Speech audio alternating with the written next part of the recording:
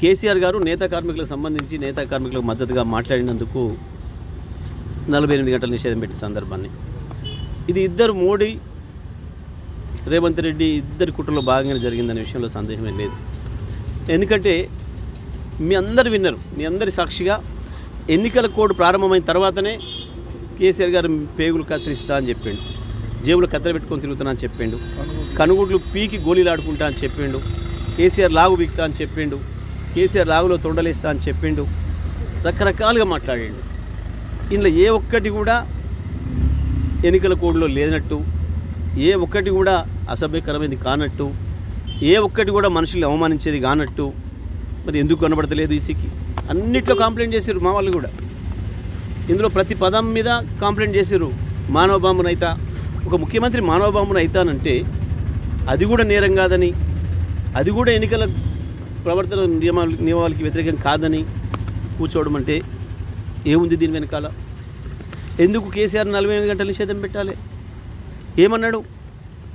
ఎవరో ఒక కాంగ్రెస్ నాయకుడు మా నేతా కార్మికుల గురించి వెళ్ళి ఎవరో రిపోర్టర్ అడిగితే వాళ్ళకి మీరు పథకాలు ఆపారట, ఆ పథకాలు ఆపితే వాళ్ళకి ఇబ్బందులు అవుతున్నాయి, మళ్ళీ ఆకలి చావులకు గురయ్యేటట్టున్నారు నేతా కార్మికులు, మీకు ముఖ్యమంత్రి గారి దగ్గర మీకు బాగానే ఉంది కదా పలుకుబడి, మీరు ఉపయోగించి అవి తీసుకురారాదరే అవి ఇప్పేయమండి అని అడిగిండు. అడిగితే ఆయన మాట్లాడిన మాట, ఎందుకు ఇస్తాం, మాకు ఓట్లేసినరా, నిరోధ పాకెట్లు అమ్ముకొని బతకండి అని చెప్పిన మాటను, పాపడాలు అమ్ముకొని బతకండి అని చెప్పిన మాటని కేసీఆర్ గారి దృష్టికి విలేకరులు తీసుకొస్తే అనుండొచ్చు. ఆ కోపంతో ఎవడా కుక్కల కొడుకు అన్నది మా నేతా కార్మికుల గురించి, వాళ్ళు నేసిన బట్టలు వేసుకునే కాదు నువ్వు తిరుగుతున్నావు అనే మాట అన్నారు. అది నేరమట. కానీ మానవ బొమ్మను అయితే నేరం కాదట, కనుగుడ్లు బీక్తనేది నేరం కాదట, పేగులు కత్తించుకునేది నేరం కాదట, ఇది కనపడతలేదట. ఇద్దరికి వణుకుడు మొదలైంది, కాళ్ళ కింద భూమి కదిలిపోయింది.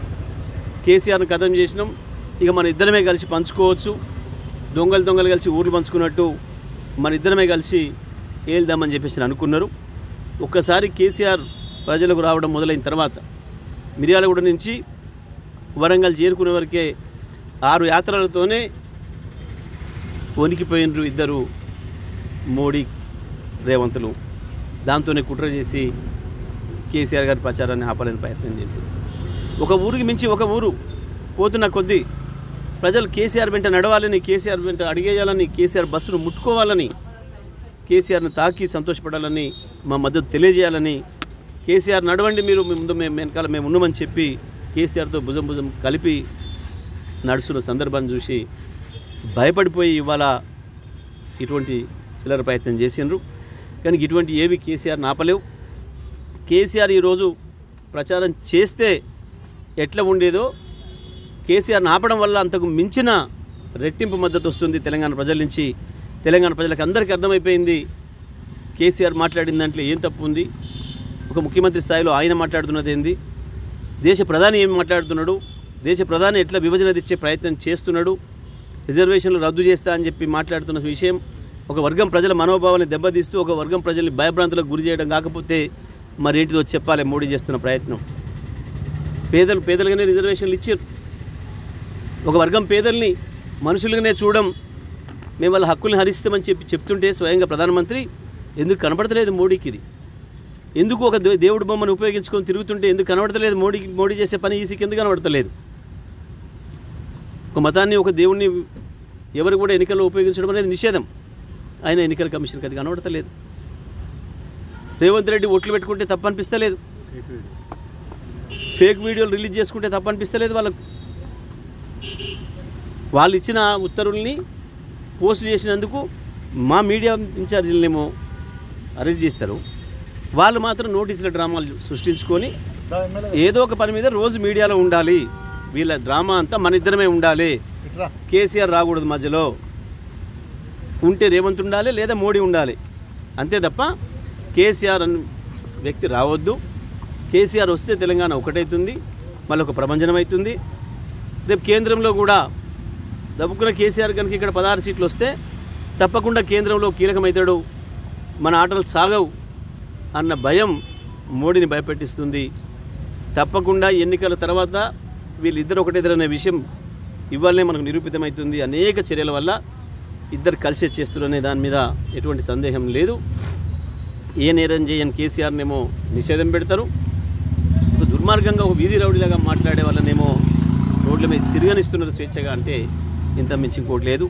మోడీ గారు రేవంత్ రెడ్డి మూటలు తీసుకుపోయి ఢిల్లీలో ఇస్తుండ్రు అని చెప్తున్నాడు. ఒక ప్రధానమంత్రికి స్వయంగా సమాచారం ఉన్నాక, మూటలు ఎక్కడి నుంచి పోతాయో తెలిసినాక ఎందుకు మూటలను పట్టుకోవట్లేడు మోడీ గారు? ఎందుకు కేసు పెట్టడం లేదు? మూటలను పట్టుకుంటే ఐటీ కేసులు పెట్టవచ్చు, ఈడీ పెట్టవచ్చు, సిబిఐకి పవర్ ఉంది ఒక్క మూట దొరికించుకుంటే. మరి మోడీ గారికి సమాచారం వచ్చిన తర్వాత ఈ వ్యవస్థలన్నీ ఏం చేస్తున్నాయి అంటే మోడీ గారు చెప్పింది అబద్ధమనా, లేదా ఇద్దరు కలిసి నాటకాలా? ఇంత స్పష్టంగా కనబడుతున్నాయి, ప్రజలందరికీ కళ్ళ ముందు కనబడుతున్నాయి ఇవి పాలు చేస్తున్న నాటకాలు. ఇటువంటి నాటకాలు వేసి ప్రజల్ని, ఇవాళ ప్రజల సమస్య, కేసీఆర్ లేవనెత్తుతున్న సమస్య రైతుల సమస్య, కేసీఆర్ లేవనెత్తుతున్న సమస్య పేదల ఆకలి సమస్య. ఈ దేశంలో 40 కోట్ల మంది పైగా ప్రజలు అన్నం లేక ఒక్క పూట తిని రెండో పూట పస్తులు పడుకుంటున్నారు అని చెప్పి అనేక నివేదికలు వస్తున్నాయి. ఆ విషయాలు చర్చకు రానియరు, అవి చర్చ జరగొద్దు. కులాల మధ్యన కొట్లాట కావాలి, మతాల మధ్యన కొట్లాట కావాలి. దానితోని ప్రజలు అసలు సమస్యల నుంచి పక్కదారి పట్టాలి. ఇది ఇవాళ ఈ దేశంలో జరుగుతున్న కుట్ర.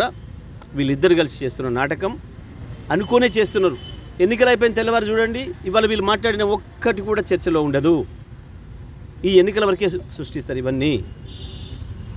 ఇద్దరు కలిసి ఆడుతున్న దొంగాటకంలో భాగంగానే ఇవాళ కేసీఆర్ గారి పైన ఇటువంటి నిషేధం పెట్టారు. ఈ నిషేధాలకి మేము ఆపలేవు. ఇవాళ రాష్ట్రమంతటా ప్రజలు చర్చ చేసుకుంటున్నారు. అయ్యో కేసీఆర్ ఎందుకు కనబడతలేడు, ఇవాళ కేసీఆర్ షో ఎందుకు లేదు?